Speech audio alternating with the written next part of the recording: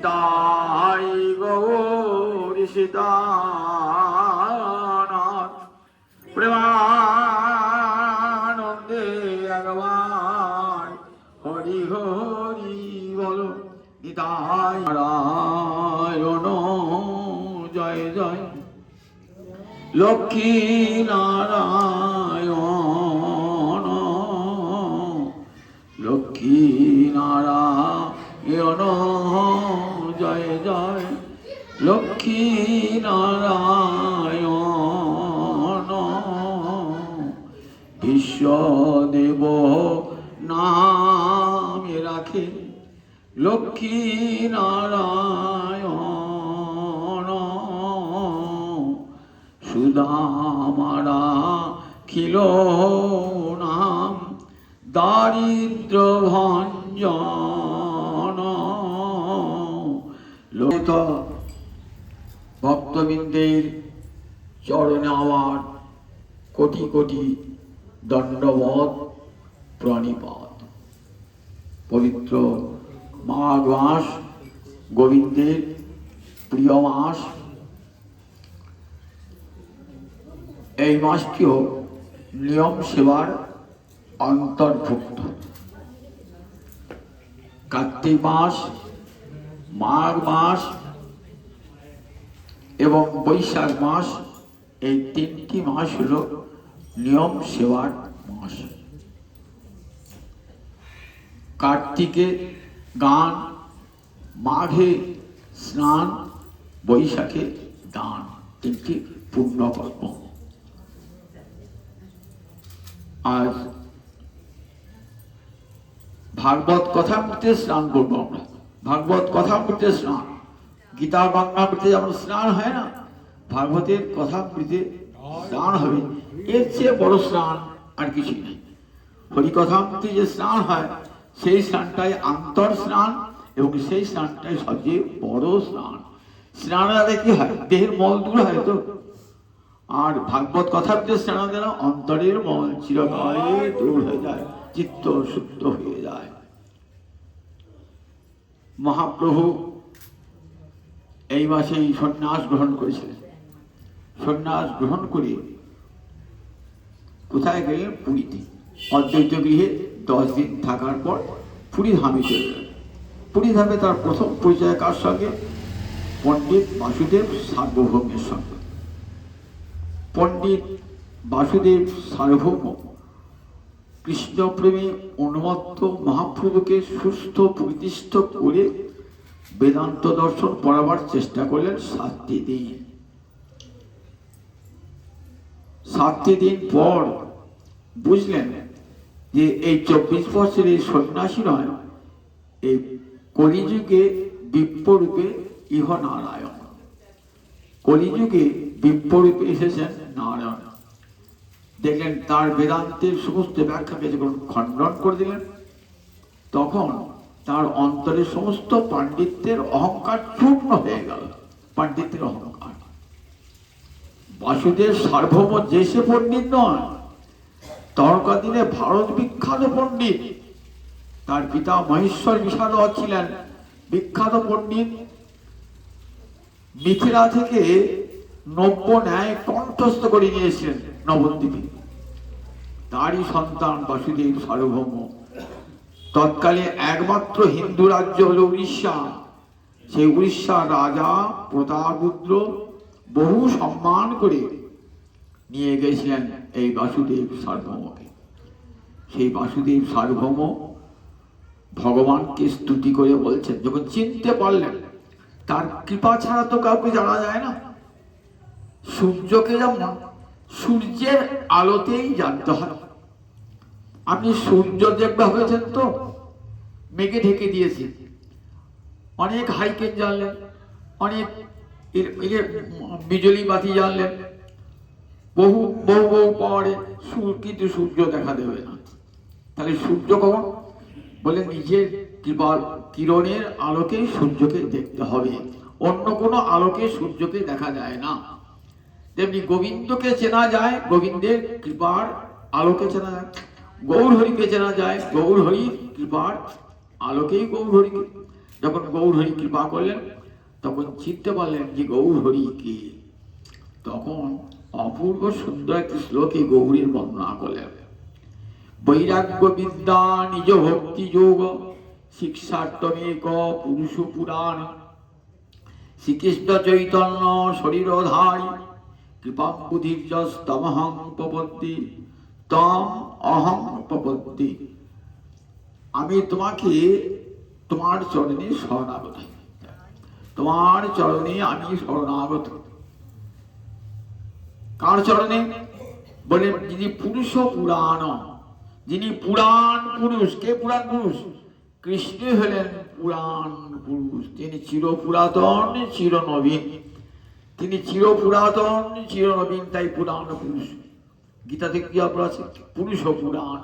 অর্জুন বলছেন তমাদিদেব পুরুষ পুরাণ স্তমস্য বিশ্বস্য পরম নিধান। তাই পুরাণ পুরুষ। তুমি এবার এসেছো শ্রীকৃষ্ণ চৈতন্য শরীরধারী। এবার শ্রীকৃষ্ণ চৈতন্য এই রূপ ধারণ করে তুমি এসেছ। কৃপাম্বুধি, তুমি কৃপার সাগর। কৃপার অম্বুধি মানে সমুদ্র, অম্বু মানে জল, জল ধারণ করে যায় যে তাকে বলে অম্বুধি, সমুদ্র। কৃপাম্বুধি মানে তুমি কৃপার সাগর, কৃপাম্বুধি। শ্রীকৃষ্ণ চৈতন্য শরীরধারী, তুমি শ্রীকৃষ্ণ চৈতন্য এই রূপ ধারণ করে এসেছ। তুমি কৃপার সাগর, আমি তোমার চরণে শরণাগত হই। কি জন্য এসেছ? বৈরাগ্য বিদ্যা নিজ ভক্তি যোগ শিক্ষার্থম। বৈরাগ্য বিদ্যা নিজ ভক্তি যোগ জগৎ কি শেখাবে? না বিরাগ, সংসারে অনাসক্তি এবং কৃষ্ণের আসক্তি। এই দুটো জিনিস শেখাবার জন্য যে সংসারে আরতি করে মরিবার তরে, আর শ্রীকৃষ্ণে আরতি করে ভবতরিবারে। মহাপুরুষ যখন সন্ন্যাস নেন তো আগে মাকে কি বলছেন? দেখো মা, তুমি সংসার করো না। বলছেন তুই তোর বাপ চলে গেল, তোর বড় ভাই চলে গেল সংসার ত্যাগ করে, আবার তুই চলে যাবি, আমি কাকে নিয়ে সংসার করব? তখন বলছেন দেখো মা, সংসারে আরতি করে মরিবার তরে। সংসার আরতি মানে সংসারকে ভালোবাসা, সেটা মৃত্যুর পথে নিয়ে যায়। আর শ্রীকৃষ্ণে আরতি করে ভবতরিবারে। গোবিন্দ ভালোবাসো, তাহলে সংসার সাগর পার হয়ে যে সংসার পাবে সে সংসার আর বিনষ্ট হবে না। এ সংসার তো আজ আছে কাল নাই। সংসার শব্দটার অর্থ কোন? সংসরতি, অর্থাৎ সম্যক রূপে সরতি, সরে সরে যায়। আজ যেটা আছে কাল সেটা সরে গিয়েছে। আজ দেখলেন এখানে একটা বাড়ি আছে, 50 বছর পরে দেখলেন বাড়িটা একটা কারখানা হয়ে গেছে। আবার তারও 50 বছর পর দেখলেন সেটা আর কারখানা নাই, সেটা ডোবা হয়ে গিয়েছে। আবার তারও 50 বছর পর দেখলেন সেখান দিয়ে ল্যান্ড চলে গিয়েছে। তাহলে দেখুন সব কেমন সরে সরে যাচ্ছে। দেখুন আজ যেটা দেখলেন সে নামই হলো সংসার, মানে সংসরতি। আজ যা দেখলেন কাল আর তা নাই। আজ যে লোকটার সঙ্গে সারা ধরে কথাবার্তা বললেন, পরের দিন সে লোকটাই নাই, চলে গেল, সে লোকটা চলে গেল, সে নাম সংসার। আবার জগৎ বলা হয় কেন? গচ্ছতি, সব সময় চলছে। গম ধাতু কি পড়তে করে জগৎ, সব সময় চলছে, কোনো সময় থামে না। তাহলে দেখো সংসারে আরতি করে মরিবার তরে, আর শ্রীকৃষ্ণে আরতি করে ভবতরিবারে। তাই বলেন বৈরাগ্য বিদ্যা সংসারে ভালোবাসা না, ভালোবাসা সংসারে এসেছে ঠিকই, সংসারটা করো, কৃষ্ণের সংসার করো। সংসার একটা বড় আশ্রম। সংসার ত্যাগ করার কথা গীতাও বলেন নাই, ভাগবত বলেন নাই, কিন্তু সংসারকে বৃন্দাবন করে দাও, যেন সবাই সংসারে সবাই পত্নী পত্নী পুত্র কন্যা সব যেন কৃষ্ণ সেবার সহায়ক হয়। এমনি করি কৃষ্ণ সেবা করে। তাই বৈরাগ্য আর সংসারে বৈরাগ্য, বিরাগ আনো, আর কৃষ্ণে আসক্তি আনো, এটা শেখাবার জন্য আমার মহাপ্রভু এলেন। বৈরাগ্য বিদ্যা আর নিজ ভক্তি যোগ। যে ভক্তিযোগ দ্বারাই এই সংসার ক্ষয় হয়, যে ভক্তিযোগকে পরম পুরুষার্থ বলা হয়েছে, সেই ভক্তিকে সার করো। বৈরাগ্য বিদ্যার যে ভক্তিযোগ শিক্ষা, এটা জগৎকে শিক্ষা দান করবার জন্য শ্রীকৃষ্ণ চৈতন্য নাম ধারণ করে জগৎ জীবের অন্তরে কৃষ্ণ চেতনা জাগ্রত করলেন, কৃষ্ণ চেতনা জাগ্রত করলেন। দেখুন, সেই মহাপ্রভু তখন সন্ন্যাস গ্রহণ করেন নাই। নবদ্বীপে পণ্ডিত সম্রাট, পণ্ডিত চূড়ামণি রূপে খ্যাত, চতুর্দিকে ধিরিকার নাম, বিভিন্ন দেশ থেকে কত ছাত্র পড়তে আসছে, অন্যান্য পণ্ডিতদের টোল সব ফাঁকা, সব বলছে আপনার নিমাই পণ্ডিত তোমার কাছে পড়বো, সবাই আসছে। এত ছাত্র, সকাল থেকে সন্ধ্যে পর্যন্ত, রাত্রি পর্যন্ত ছাত্র পড়ে যান, এত নাম। আবার সবসময় সকাল বিকাল ছাত্রের সঙ্গে মেলামেশা করছে। এমন সময়তে যখন খুব নাম না, সেই সময়ে নবদ্বীপে এসেছে এক দিগ্বিজয়ী পণ্ডিত। দিগ্বিজয়ী পণ্ডিত মানে চারদিকের যত পণ্ডিত আছে না, সব পণ্ডিতগণকে হারিয়ে এসছে। পূর্ব পশ্চিম উত্তর দক্ষিণ ভারতবর্ষের চার প্রান্তে যত পণ্ডিত আছে, সব পণ্ডিতকে হারিয়ে শেষকালে নবদ্বীপ এসেছে। কেন? তখনকার দিনে ধর কাশী মিথিলা সব পড়তে জায়গা, তো সব এসে কোথায় এসেছে? এসে নবদ্বীপ তখন বিখ্যাত পণ্ডিতদের সব স্থান। তো নবদ্বীপকে কি বলতো? বাংলার অক্সফোর্ড, সব বিদ্যা নবদ্বীপে। নবদ্বীপ তখন বিদ্যার স্থান, বড় বড় পণ্ডিত সব নবদ্বীপে। তা ভাবলেন নবদ্বীপে পণ্ডিতদের জয় করতে পারলে বাস, আমার সারা ভারতবর্ষ জয় হয়ে গেল। এই বলে এসেছেন। ইনি এসেছেন কাশ্মীর দেশ থেকে। কাশ্মীর পণ্ডিতদের জায়গা। কাশ্মীর নাম শুনেছেন? কাশ্মীর একটা ভারতের অঙ্গরাজ্য, এবং সেই কাশ্মীর ছিল পণ্ডিতদের জায়গা। এখনো কাশ্মীরে বহু পণ্ডিত আছে। কলহানের রাজতরঙ্গিনীতে এই কাশ্মীরের পরিচয় পাওয়া যায়। কত পণ্ডিত কাশ্মীরে ছিলেন, এবং কত শাস্ত্র সাহিত্য সব রচনা করেছিলেন কাশ্মীরেতে। এখন আর কিছুই নাই কাশ্মীরেতে, সব বিধর্মীয় দখল করে নিয়েছে। সেই কাশ্মীর থেকে এসেছিলেন এই পণ্ডিত। কোথায় এসেছেন? নবদ্বীপে। নবদ্বীপে যারা সব বড় বড় পণ্ডিত, কেউ ন্যায়ের পণ্ডিত, কেউ ব্যাকরণের পণ্ডিত, কেউ বেদান্ত দর্শনের পণ্ডিত, কেউ অলঙ্কার ছন্দ অলঙ্কারের পণ্ডিত, সব বড় পণ্ডিত আছেন। তো সবাই শুনেছেন যে দিগ্বিজয়ী পণ্ডিত, তো কেউ আর সামনে যেতে পারছেন না, ভয়েতে অপমানিত হবেন। তো সে সবাই কেউ আর ঘর থেকে বার হচ্ছে না। নামটা শুনেছেন, পণ্ডিত এসে বলেছে আমি সবাই তর্কযুদ্ধে প্রস্তুত, আমার সঙ্গে তর্ক যুদ্ধ করবে। কিন্তু কেউ তো কোনো পণ্ডিত বেরিয়ে আসছেন না। অপমানিত হওয়ার ভয়ে, লজ্জিত হওয়ার ভয়ে কোনো পণ্ডিত আর ঘর থেকে বার হচ্ছে না। তখন মহাপ্রভুকে ছাত্ররা, সব নিমাই পণ্ডিতকে বলছেন, ছাত্ররা একটা পণ্ডিত এসেছে, দিগ্বিজয়ী পণ্ডিত, সবাইকে তর্কযুদ্ধে আহ্বান করছে, কিন্তু নবদ্বীপে কোনো পণ্ডিত খুঁজে পাচ্ছেন না। মহাপ্রভু তো অন্তর্যামী ভগবান, সবই জানেন। বলছেন দেখো সব ছাত্রগণ, ভগবান দর্পহারী, কারু অহংকার রাখেন না, অহংকার ধ্বংস করে দেন। আর কি জানো? বিদ্যা শিখলে বিদ্যা বিনয়ং দদাতি, বিনয়াত জাতি পাত্রতাম, পাত্রতা ধনমাপ্নতি, ধনার ধর্মস্তত সুখম। বিদ্যা তো অহংকারের জন্য নয়, বিদ্যা বিনয় দান করে।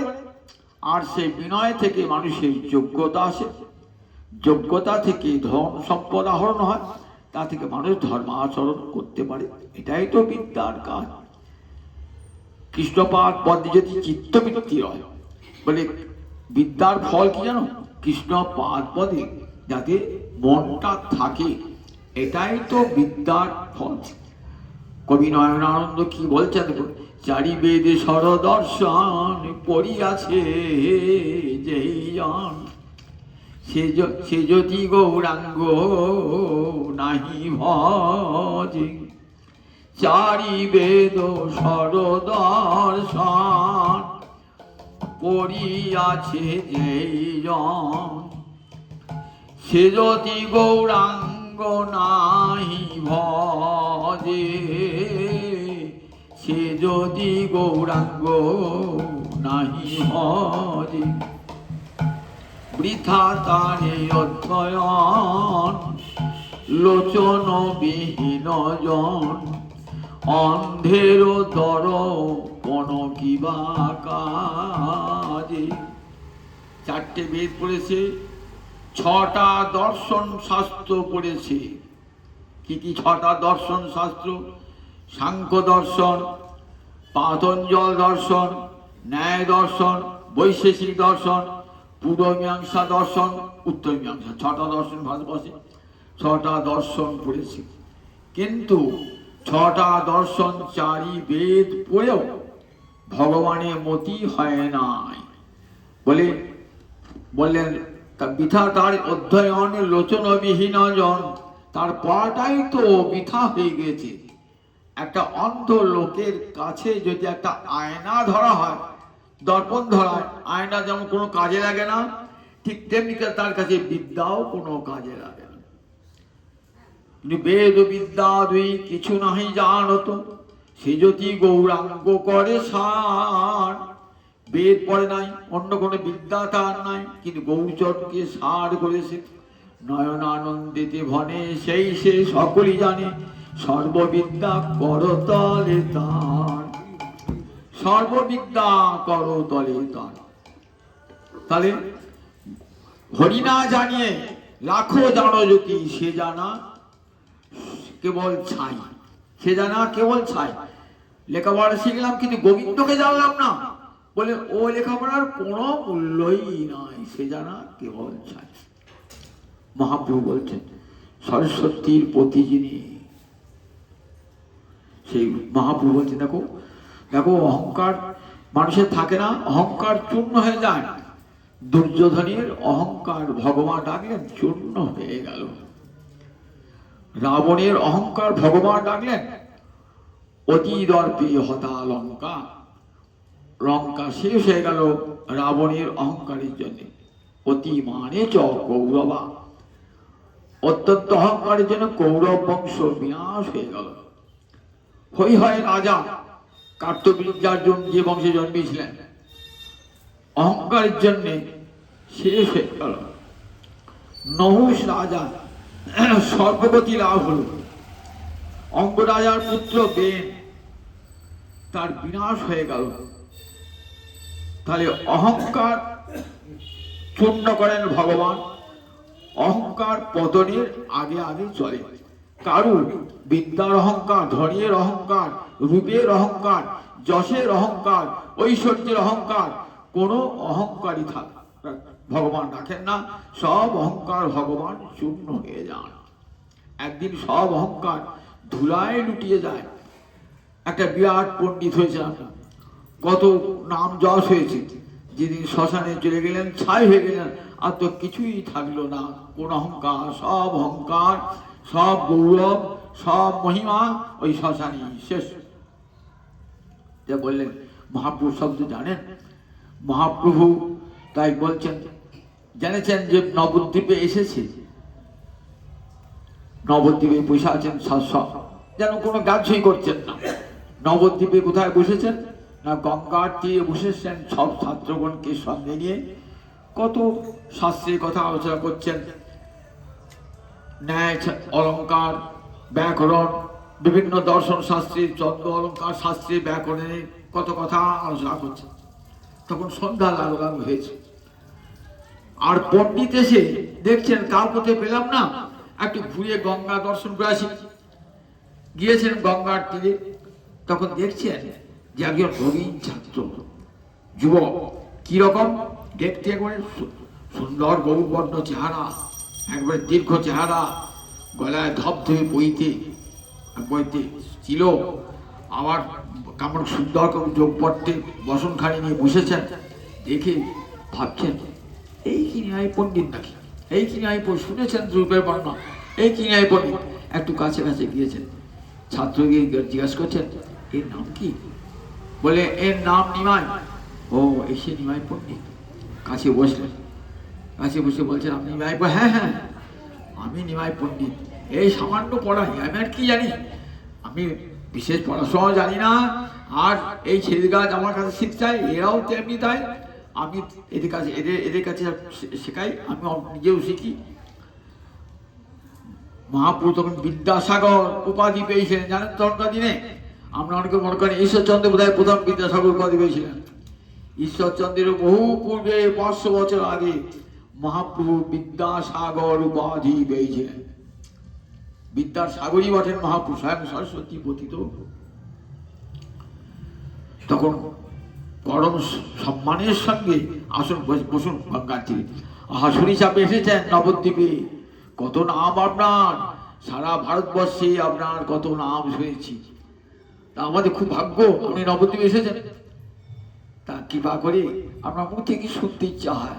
কি শুনবে বলো? পণ্ডিত অহংকারে বলছেন কি শুনবে বলো? তা বলছে সম্মুখে মা গঙ্গা বয়ে চলেছেন, তো তা গঙ্গা হরিচরণ থেকে গঙ্গা আসে, সেই গঙ্গার মহিমা যদি বর্ণনা করেন না মানুষ শুনে তৃপ্তি হয়ে যাবে। গঙ্গা মহিমা শুনবে? ঠিক আছে। বলি সঙ্গে সঙ্গে পণ্ডিত 100 শ্লোকে ঝড়ের মতো গঙ্গার মহিমা বর্ণনা করছেন।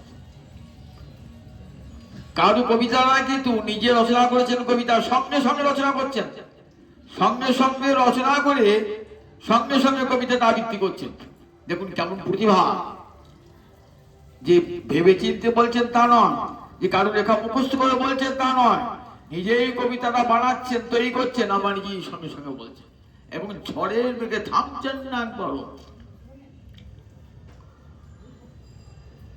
মহাপ্রভু বলছে, সব ছাত্ররা শুনে অবাক, বলে বাবার সঙ্গে সঙ্গে কবিতা একবার তাৎক্ষণিক কবিতা রচনা আবৃত্তি, আবার সুন্দর সুরেলা কণ্ঠে আবৃত্তি, এমন সুন্দর গঙ্গার মহিমা বর্ণনা শুনে সবাই চমৎকৃত হয়ে গেছেন।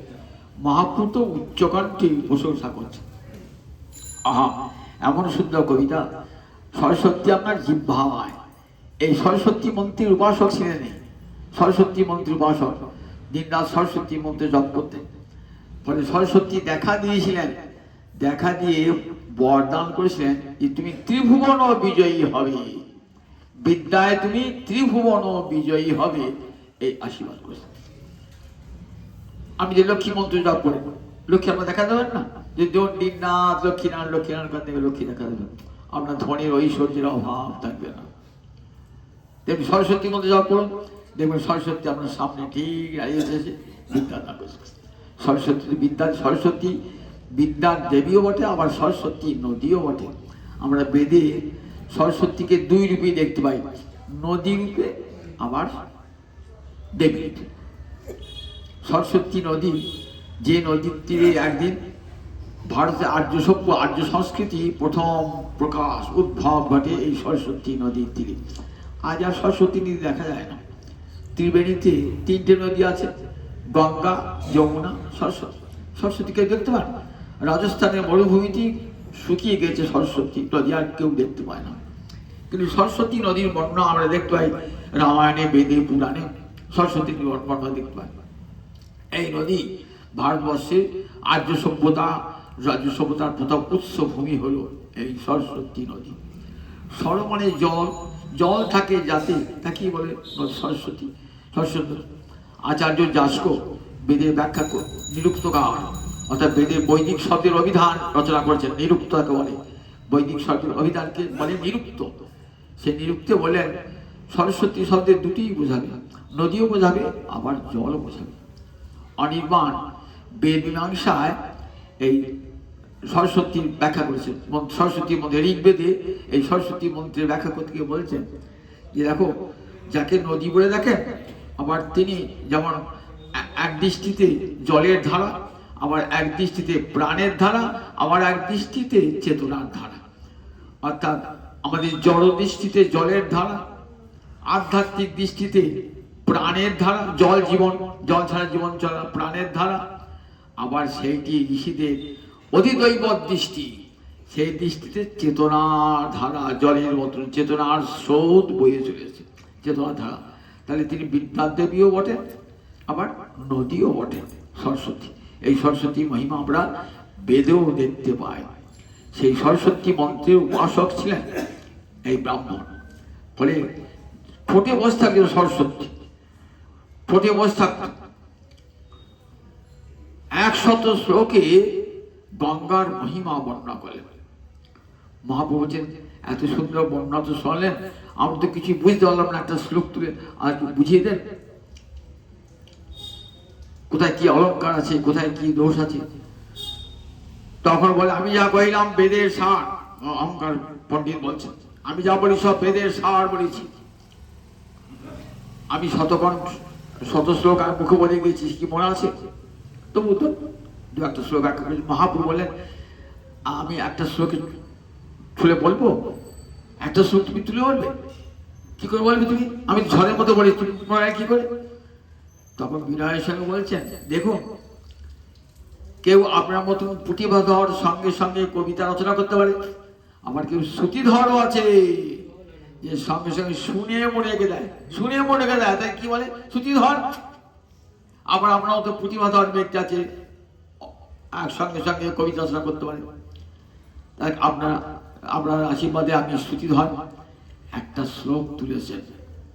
সেখান থেকে পণ্ডিত একেবারে ফ্যাল ফ্যাল করছে আছে, বাবা এই 17-18 বছরের ছেলেটা, আমি কত পণ্ডিত, প্রাজ্ঞ বিদ্বান পণ্ডিত, আর ও কিনা আমার একটা শ্লোক তুলে বলছে।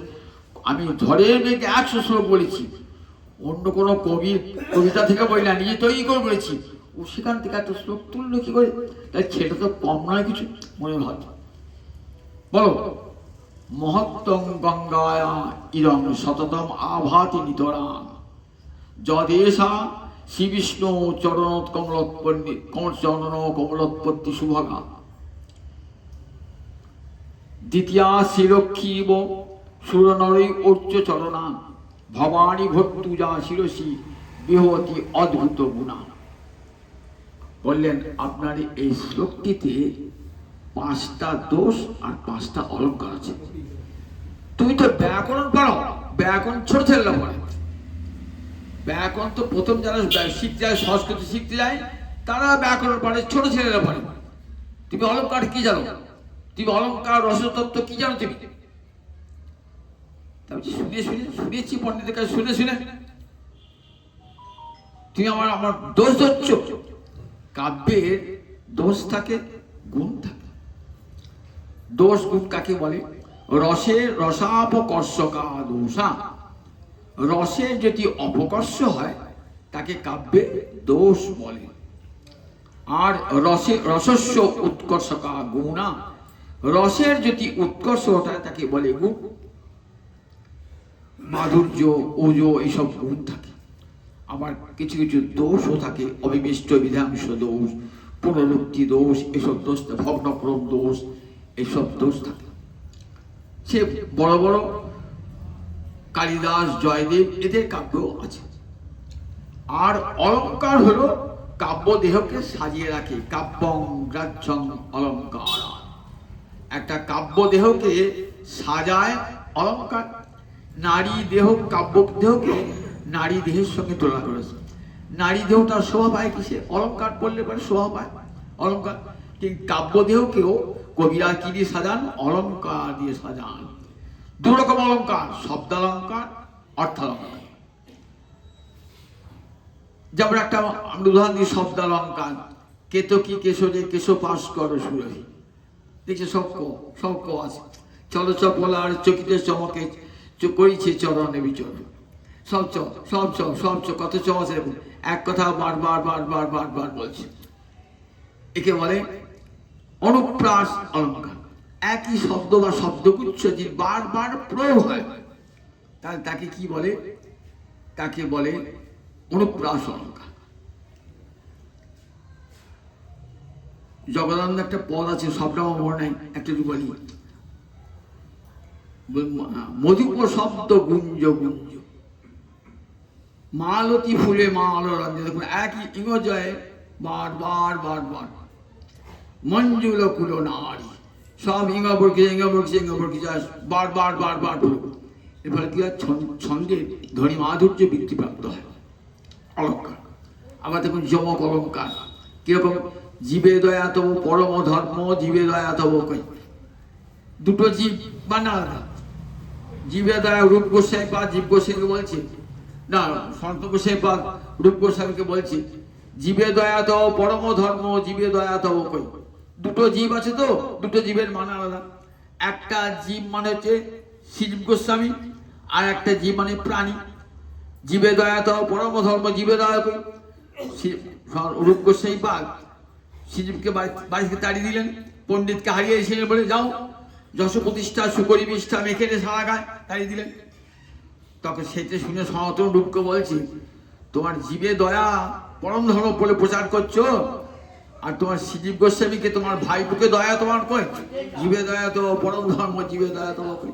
তাই দুটো জীব মনে হচ্ছে, একে বলে যমক অলঙ্কার। যমক অলঙ্কার একটা শব্দ দুবার বসেছে, দুবারই পৃথক মানে। শ্লেষ অলঙ্কার আনিয়াছে তোর স্বামী বাঁধি নিজ গুণী, সেই কালকেতু ফুলরা কাহিনী শুনেছেন তো, বলছেন সে কালকে গোসাপকে নিয়ে এসে, গোসাপটা সোনার গোসাপ সঙ্গে সঙ্গে এক সুন্দরী রমণী হয়ে গেছে।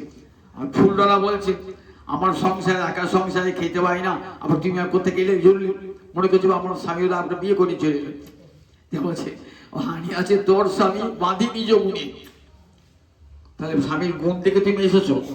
বলছে না না, ধনুকের গুণে আমাকে বেঁধে নিয়ে এসেছে।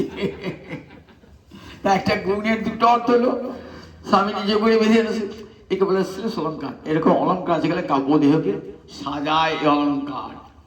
আবার কিছু কিছু দোষ আছে, একটা কথা দুবার বলা হয় পরোক্ত দোষ হয়। আবার একটা চারিচরণে একটা শ্লোক হলো, একটা শ্লোকে অনুপ্রাস অলঙ্কার রয়েছে, তিনটে শ্লোক হলো একটাতে নাই, তাকে ভগ্নক্রম দোষ বলে।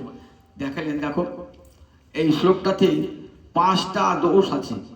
শ্লোকটা তুলেছেন মহত্তম গঙ্গায়া ইদম আভাতি নিতরাং, সততম আভাতি নিতরাং। বললেন ইদম, এইটা এই শব্দটা আগে দেওয়া উচিত ছিল, মহত্তম গঙ্গায়া, গঙ্গা এটা পরে দেওয়া উচিত ছিল। অলঙ্কার শাস্ত্রে বলে অনুবাদটা আগে আর বিধেয়টা পরে থাকবে। অনুবাদ মানে যেটা অজ্ঞাত সেটা আগে থাকবে, আর যেটা জ্ঞাত হয় সেটা পরে থাকবে। তাহলে এই বললে তোমার অজ্ঞাত, তাহলে এইটা আগে থাকবে। এইবার গঙ্গার মহত্ব এইটা হলো বিধেয় অর্থাৎ বিজ্ঞাত, এটা পরে থাকবে, এটা আগে দিয়েছেন। এই দোষটা হলো অবিমিষ্ট বিধাংশ দোষ। পণ্ডিত ফ্যাল কথা কি আছে ভাবতে পারেন নাই, একটা ছোট ছেলে যুবক 17-18 বছরের ছেলে ব্যাকরণ পড়ে, আবার কলাপ ব্যাকরণ পড়ায়, সবচেয়ে কমা ব্যাকরণটা পড়ায়, সে কিনা আমার অলঙ্কার ধরলো। আর দেখাচ্ছেন পণ্ডিতে কিন্তু প্রতিবাদ করবার সাহস নয়, সত্যি দোষ হয়েছে, অবিমিষ্ট বিধাংশ দোষ। বিধেয়টা আগে বলে দিয়েছেন, অনুবাদটা পরে বলেছেন। বলে দেখো এই 2 জায়গায় তোমার হয়েছে দ্বিতীয়া শ্রীলক্ষ্মী দিও, এই 2 জায়গায় তোমার অবিমিষ্ট বিধাংশ দোষ হয়েছে। আবার দেখো ভগ্নক্রম দোষ হয়েছে।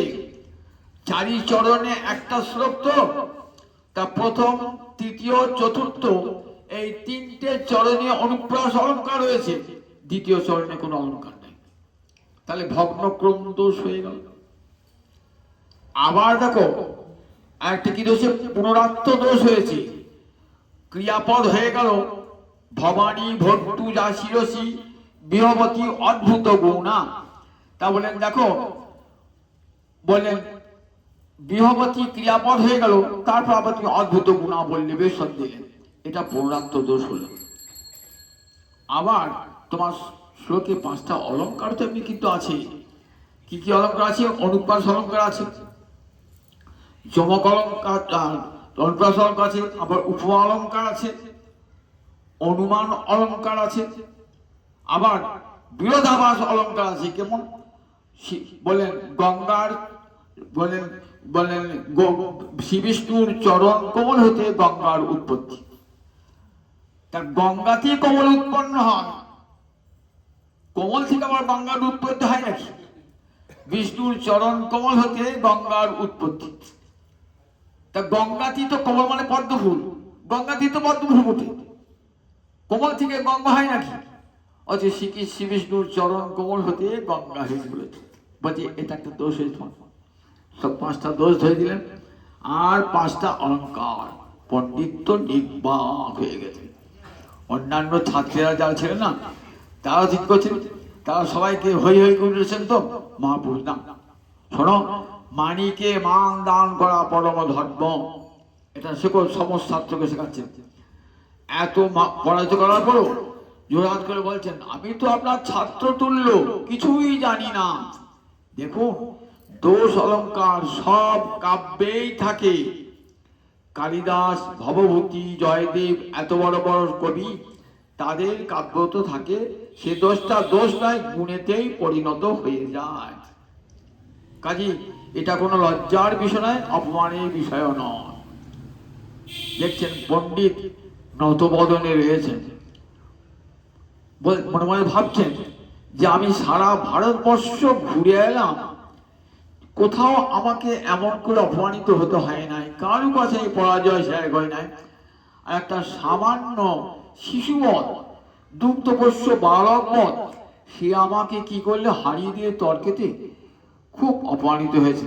মহাপুরুষ বারবার সম্মান দান করছেন, আপনি আমার পিতৃতুল্য, আপনি আপনার শিক্ষক তুল্য, গুরু তুল্য, আপনার কাছে আমার অনেক কিছু শেখার আছে, আবার আগামীকাল আমরা শিখবো আপনার কাছে অনেক কিছু বলে ছাত্রগণকে নিয়ে চলে এলেন।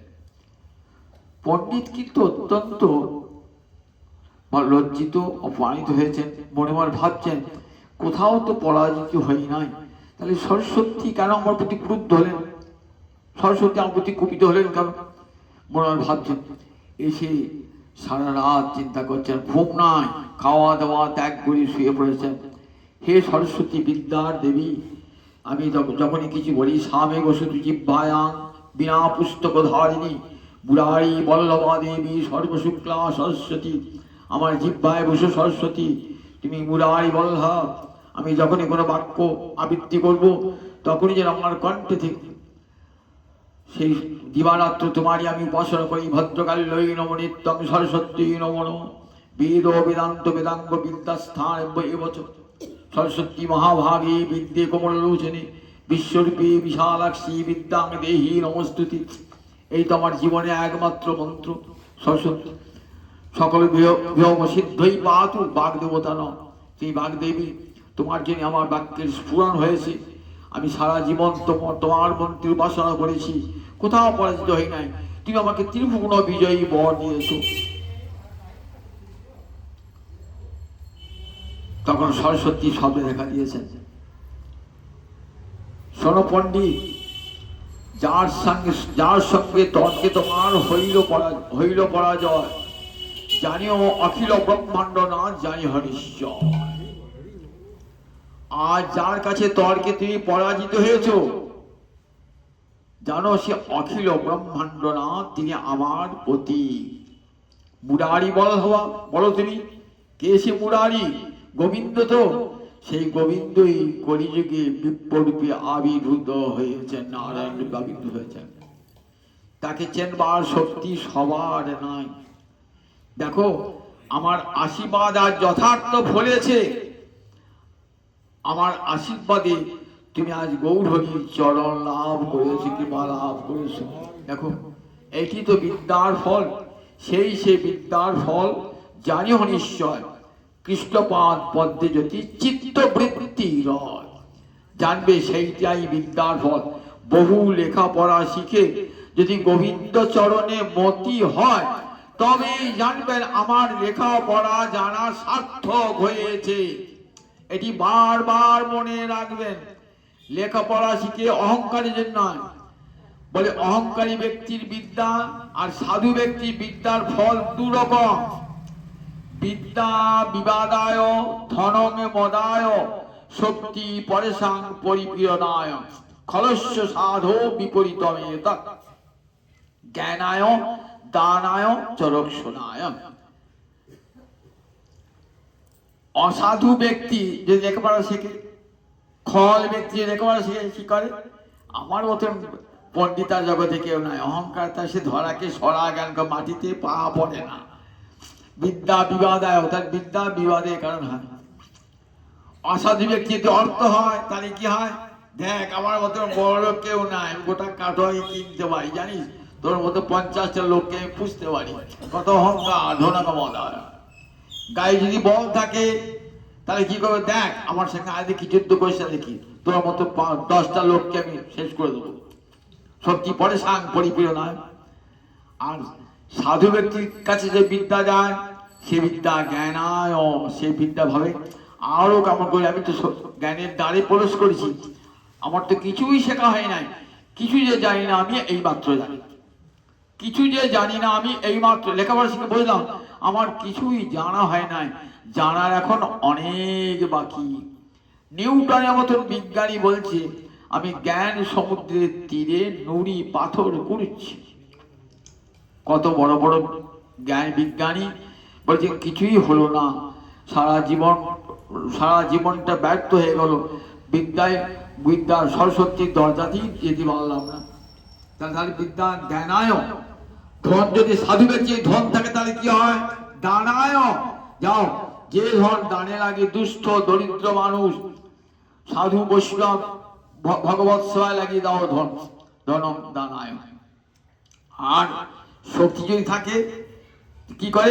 দুর্বলকে রক্ষা করে, সবলের হাত থেকে দুর্বলকে রক্ষা করে। ফলবন্ত বৃক্ষ আর গুণবন্ত জন, নম্রতা তাহার সেই স্বভাব অনুক্ষণ। গাছে যে গাছে ফল হয়েছে না, গাছটা নিয়ে পড়েছে। আর জলভার দেখবেন মেঘটা নত হয়েছে, আর ফল নাই, কিছুই নাই, দেখবেন খট করে গাছটা দাঁড়িয়ে আছে, খট করে দাঁড়িয়ে আছে।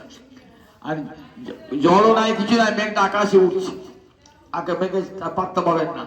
তাই সত্যি বিদ্যার ভারী কি হয়? বিদ্যা বিনয় দয়াতে, বিদ্যার ভারী বিনয়ী হয় মানুষ, মনে হয় আমি কিছুই জানি না। সরস্বতী বলছেন দেখ এইটাই তো বিদ্যার ফল, তোর অহংকার চূর্ণ হয়েছে কোথায় জানিস? কলিযুগে বিপ্ররূপে নারায়ণ আবির্ভূত হয়েছেন, এমন কেউ কোন জন আছে তাকে চিনতে পারে? তুই আমারই কৃপায় তাকে চিনতে পেরেছিস, তার চরণে আত্মবিসর্জন করো, নিজেকে তার চরণে নিজেকে সমর্পণ করে দাও, জানবে আমার কৃপার এইটাই সর্বশ্রেষ্ঠ ফল। আমি সরস্বতী, আমি বিদ্যা দান করি কি জন্যে? গোবিন্দকে জানবার জন্যে। বললেন বিদ্যা বিন্দতে অমৃতম, বিদ্যার দ্বারা অমৃতত্ব লাভ হয়, আমি সেই অমৃতত্ব লাভ করি। সেই অমৃতত্ব কোথায়? সেই অমৃতত্ব গোবিন্দ চরণে, লক্ষ্মী নারায়ণের চরণে, সেই অমৃতত্ব নারায়ণের চরণে। সেই নারায়ণকে জানতে পারলেই অমৃতত্ব লাভ হয়ে যায়, বিদ্যা অহংকারের জন্য নয়। স্বপ্নে উঠে, স্বপ্নে ভোরে উঠে পণ্ডিত ছুটছে চলে গেছেন, ছুটছে লেগে মহাপুর ছি ছি ছি ছি, আপনি আমার গুরু, আমি তো আপনার ছাত্র শিষ্য, আমি আপনাকে বললেন না না না, আমি তোমাকে চিনতে পারি নাই, আমি তোমাকে চিনতে পারি নাই। বলি আমি তোমার সঙ্গে তর্ক করেছি, তুমি সাক্ষাৎ সরস্বতীপতি।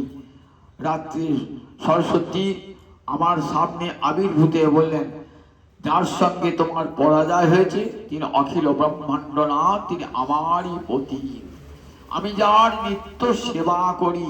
জানো লক্ষ্মী এবং সরস্বতী এই দুটি হলেন গোবিন্দের পত্নী। বেদে বলা আছে লক্ষ্মী এবং সরস্বতী এরা দুজনই বিষ্ণু পত্নী। সরস্বতী সাক্ষাৎ কলিযুগের সরস্বতী কে বলুন তো? গেলেন গৌরাঙ্গ অবতারে বিষ্ণুপ্রিয়া, যিনি সত্যভামা ছিলেন তিনি হয়েছেন বিষ্ণুপ্রিয়া। কাল বিষ্ণুপ্রিয়ার জন্মদিন ছিল, সাক্ষাৎ সরস্বতী। সব জায়গাতে সরস্বতী অর্চনা হচ্ছে তো।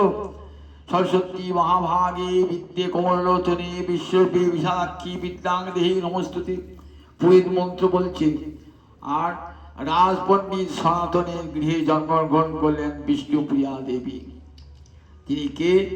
তিনি বললেন ওই যে সত্যভামা দেবী, যিনি দাপরে ছিলেন, দ্বারকার মহিষী, সত্যভামা তিনি এলেন আজ গৌরাঙ্গ প্রিয়া বিষ্ণু প্রিয়া রূপে।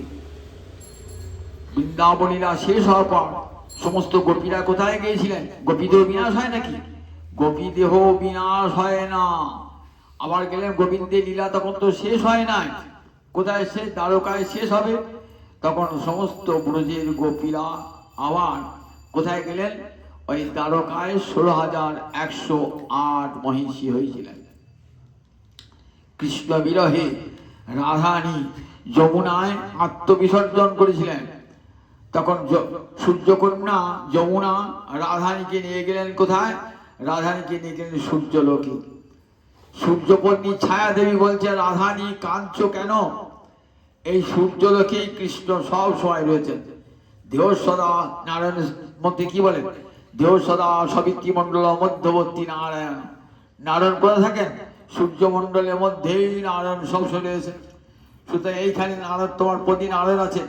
বলে না না, এই নারায়ণের রূপ দেখে আমার রাধারানী মনের তৃপ্তি হবে না। রাধারানী কোন রূপ দেখতে চান?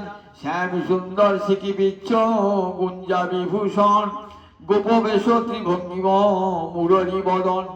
ইহা ছাড়ি কৃষ্ণ যদি হয় অন্যাকার, গোপিকাহার ভাব না যায় নিকট তাহার।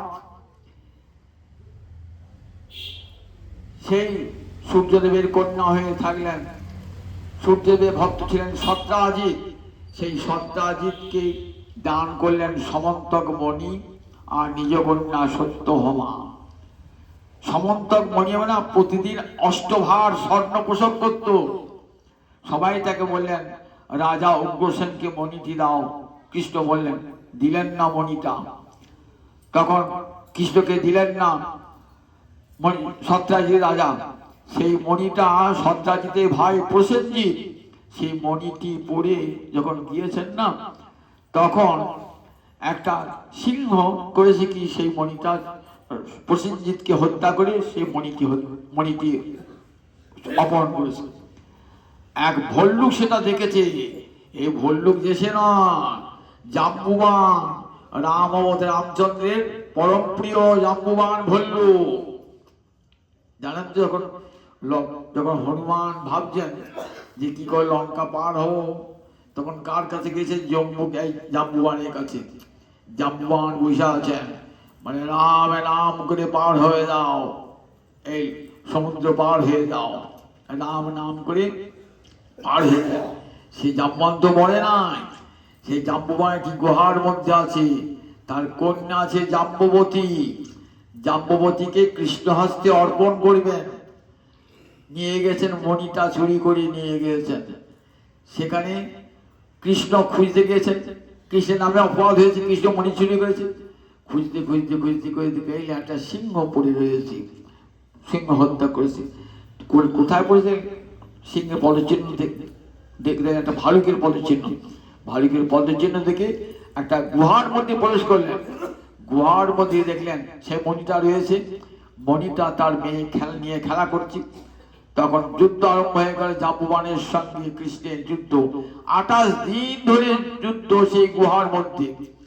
সবাই দ্বারকাবাসী ভাবলেন কৃষ্ণ আর নাই। তারপর যুদ্ধের শেষে জাম্বুবান বলছেন, চিনতে পেরেছি, তুমি কে? তুমি সে আমার রামচন্দ্র, তেতাজিকে রামচন্দ্র কৃষ্ণচন্দ্র হে স্বামী, তোমার জন্য অপেক্ষা করে আসি। আমার কন্যা জাম্বুবতীকে তোমার হাতে অর্পণ করলাম। সেই জাম্বুবতীকে নিয়ে চলে এলেন। এদিকে সত্রাজিৎ রাজাও ভুল বুঝে তার কন্যা সত্যভামাকে অর্পণ করলেন কৃষ্ণ হস্তে। সেই সত্যভামা হল ভূশক্তি। নরকাসুর যার পুত্র, যখন বরাহ অবতারে যখন পৃথিবীকে তুলে আনলেন রহস্যস্থল থেকে না, তখন কি করেছিলেন? তখন ওই বরাহ অবতারে হিরণ্যাক্ষ দানবকে বধ করেছিলেন। এই নরকাসুর তার পুত্র, ভূদেবীর পুত্র নরকাসুর, তাই বলা হয় কৃষ্ণেরই পুত্র নরকাসুর। তাই এই সত্যভামা ভূশক্তি, তাই না? কেমন দেখো বিষ্ণুপ্রিয়া কেমন ভূশক্তি। পৃথিবীর যেমন সর্বং সহা শক্তি, তেমনি বিষ্ণুপ্রিয়া দেবীর সর্বং সহা শক্তি। বিষ্ণুপ্রিয়া 11 বছর বিবাহ হলো। 2-3 বছর বাদে মহাপুরুষ সন্ন্যাস গ্রহণ করলেন। চলে গেলেন। যাও, বিশ্বের জন্য আমার প্রাণনাথকে আমি উৎসর্গ করলাম। হাহা করে কাঁদছেন। এখানে পুরীতে গম্ভীরা মন্দিরে সেখানে কাঁদছেন দিবারত, হা কৃষ্ণ হা কৃষ্ণ হা কৃষ্ণ বলে গৌর হরি। এদিকে নবদ্বীপে শচীর মন্দিরে একদিকে একটি ঘরে মা শচী মাতা কাঁদছেন হারিমায় হারিমায় করে, আর এদিকে কাঁদছেন হা প্রাণনাথ প্রাণনাথ বলে কাঁদছেন বিষ্ণুপ্রিয়া দেবী। সারা জীবনটি কেমন দুঃখের বেদনায় কেটেছে দেখুন, কত সহ্য করেছেন। শক্তি না হলে সহ্য করতে পারে। জীবের কল্যাণের জন্য মা বিষ্ণুপ্রিয়ার কতখানি ত্যাগ ভাবলে অবাক হতে হয়। স্বামী সান্নিধ্য 2-1 বছরের বেশি পেলেন না। স্বামী সান্নিধ্য যেদিন বিবাহ হয়, কত জাঁকজমক করে বিবাহ হলো। বুদ্ধিমন্ত খান এবং মুকুন্দ সঞ্জয়, তখন নবদ্বীপের শাসক বুদ্ধিমন্ত খান বললেন বামুনের বিয়ে হতে হবে না। বামুনরা তো কম পয়সা, বেশি পয়সা নাই, খরচ করতে পারে না। বামুনের বিয়ে হবে না। দেখো ক্ষত্রিয়দের বিয়ের মধ্যে দেখাবো জাঁকজমক করে বিয়ে। জাঁকজমক করে বিয়ে হয়েছিল, সব খরচা দিয়েছিলেন। সবাই দেখছেন যেন লক্ষ্মী নারায়ণ একবারে আমার মহাপ্রভু আর বিষ্ণুপ্রিয়া অপূর্ব মিলন তাদের হয়েছে। মিলন তো হবে, লক্ষ্মী নারায়ণ মিলন হবে না। যিনি বাসর ঘরে যান না, হোঁচট খান, রক্ত বার হয়, তখনই জানলেন আমার জীবনে এক অশুভ সংকেত। এমন সুন্দর মিলনের দিনে কেন আমার বাম চরণে আঘাত লাগলো গৌর হরি জানতে দেন নাই। কিন্তু বিষ্ণুপ্রিয়ার মনে খুঁত রয়েই গেল, এমন মিলনের দিনে কেন এমন ঘটনা ঘটল। ঠিক হলো ঠিক তাই। দেখুন বিষ্ণুপ্রিয়া 14 বছর যখন বালিকা বিষ্ণুপ্রিয়া, তাকে কাঁদিয়ে আমার মহাপ্রভু চলে গেলেন কোথায়? নীলাচলে চলে গেলেন। কাঁদছেন নীলাচলে, এখানে সন্ন্যাসিনী হয়ে বিষ্ণুপ্রিয়া কাঁদছেন। বিষ্ণুপ্রিয়া দিবারাত্র কাঁদছেন হা প্রাণনাথ হা প্রাণনাথ বলে। ভোরে সূর্য ডোবার আগেতে শচীদেবীকে নিয়ে গঙ্গা স্নান করে আসতেন মহাপ্রভু। শচীদেবী যখন চলে গেলেন, প্রাণ পরিত্যাগ করে শচীদেবী চলে গেলেন, নিমাই বলে কাঁদতে কাঁদতে চলে গেলেন। তারপর আর বাড়ি বার হতেন না, বাড়ির দরজা বন্ধ, দুদিকে দুটি মই দেয়া থাকতো, সামনে এক ছোট্ট মই, পিছনে জল আনতেন, বৃত্তিতে জল এনে দিয়ে যেত, আবার সেই জল আবার বাইরে ঘোড়া পাঠিয়ে দেওয়া হতো, সেখান থেকে জল আনা হতো। বৃদ্ধ দামোদর পণ্ডিত মাঝে গিয়ে খবর নিতেন, বৃদ্ধ ঈশান সেবা পরিচর্যা করতেন। আর কাঞ্চনা অমিতা বলে 2 সখী কাছে থাকতেন সব সময়তে, দিবারাত্র কাঁদতেন। শেষে গৌর পূর্ণিমার দিন, ত্রয়ণ পূর্ণিমার দিন, বিষ্ণুপ্রিয়ার ভাই ছিল যাদব, বলেন যাদব আজ আমি আমার প্রাণনাথের সঙ্গে কথা বলবো, আমাকে দরজায় ঢুকতে দিন। মন্দির খুলে দিলেন, মন্দির ঢুকলেন, মন্দিরের দরজা বন্ধ করলেন। হা প্রাণনাথ বলতে বলতে বলতে বলতে ওই ধামেশ্বর পুরুষ, তাকে নবদ্বীপ ধামেশ্বর, ওই মূর্তিকে বানিয়েছিল বিষ্ণুপ্রিয়া দেবী। মূর্তি বানিয়েছিলেন বংশীবদনকে দিয়ে। যে নিম গাছের তলায় গৌর হরি হয়েছিলেন, সেই নিম গাছ দিয়ে মূর্তি বানানো হয়েছিল। সেই মূর্তির সঙ্গে বিলীন হয়ে গেলেন একবারে আমার। আর ঘর ঘুরে যাদব দেখছেন বিষ্ণুপ্রিয়া আর নাই, গৌর হরি বিগ্রহের সঙ্গে বিলীন হয়ে গেছেন। দেখবেন নাকে একটি নর লাগানো আছে। আজও দেখবেন ধামেশ্বর মহাপ্রভু দেখেন না, দেখবেন গৌর বিষ্ণুপ্রিয়া যেন যুগ্মূরতি। একবার যখন দেখবেন না পুরুষ মূর্তি, আমার ভাগ্য থেকে দেখবেন না নারী মূর্তি মনে হবে। দুইয়ের এমন মিলন করেছে। তাই সেদিন চলে গেলেন বিষ্ণুপ্রিয়া দেবী। গতকাল সেই বিষ্ণুপ্রিয়া দেবীর জন্মদিন ছিল। বিষ্ণুপ্রিয়া দেবী, সেই বিষ্ণুপ্রিয়া তো সাক্ষাৎ সরস্বতী। আর সেই সরস্বতীর প্রতি আমার গৌরাঙ্গ হরি সেই ব্রাহ্মণকে, দিগ্বিজয়ী ব্রাহ্মণকে এমন কৃপা করলেন, জীবনে বড় শিক্ষা লাভ হয়ে গেল যে বিদ্যার ফল কৃষ্ণ পাদ পদ্মে মতি। যদি বিদ্যা লাভ করেন তবে জানবেন যে আমার বিদ্যা লাভ হয়েছে, গোবিন্দ চরণে মতি হয়েছে। ব্রাহ্মণ গৌর কৃপা প্রাপ্ত হয়ে চলে গেলেন, নিজ দেশে চলে গেলেন, সর্বত্র গৌর ভক্তির কথা প্রচার করলেন। জয় নিতাই, জয় নিতাই, অনেক জয়।